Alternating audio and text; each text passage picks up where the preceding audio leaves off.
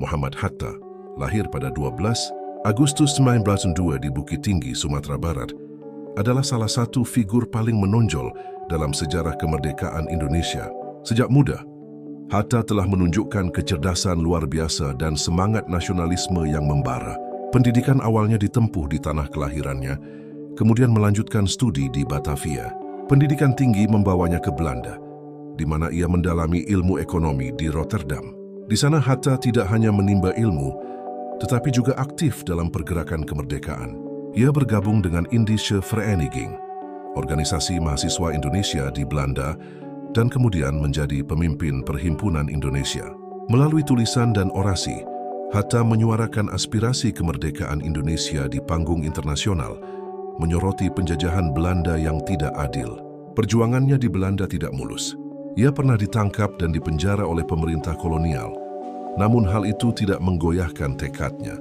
Sekembalinya ke tanah air pada tahun 1932, Hatta langsung terjun ke dalam kancah pergerakan nasional. Bersama Soekarno, ia memimpin Partai Nasional Indonesia, PNI yang baru. Sebuah langkah berani yang kembali membawanya ke balik jeruji besi di Bovendigeuel, sebuah kamp penjara terpencil di Papua. Masa-masa pembuangan adalah ujian berat, tetapi Hatta memanfaatkannya untuk memperdalam pemikirannya tentang dasar negara dan ekonomi Indonesia merdeka. Ia banyak membaca, menulis, dan berdiskusi, mengasah konsep-konsep yang kelak menjadi fondasi Republik. Ketika Jepang menduduki Indonesia pada Perang Dunia II, peluang kemerdekaan semakin terbuka.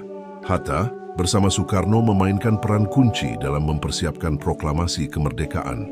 Pada 17 Agustus 1945, di tengah gejolak revolusi, Hatta mendampingi Soekarno membacakan naskah proklamasi, sebuah momen bersejarah yang menandai lahirnya negara Indonesia.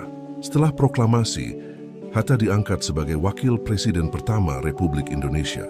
Perannya sangat krusial dalam mempertahankan kemerdekaan dari agresi Belanda yang ingin kembali menjajah. Ia menjadi diplomat ulung, bernegosiasi di berbagai forum internasional, termasuk konferensi meja bundar yang akhirnya mengakui kedaulatan Indonesia secara penuh. Selain sebagai negarawan, Hatta juga dikenal sebagai Bapak Koperasi Indonesia. Ia meyakini koperasi sebagai soko guru perekonomian rakyat yang dapat menciptakan keadilan sosial dan kemakmuran bersama. Pemikirannya tentang ekonomi kerakyatan masih relevan hingga saat ini. Muhammad Hatta wafat pada 14 Maret 1980, meninggalkan warisan pemikiran dan perjuangan yang tak ternilai bagi bangsa Indonesia. Ia adalah sosok yang sederhana, jujur, dan berintegritas tinggi.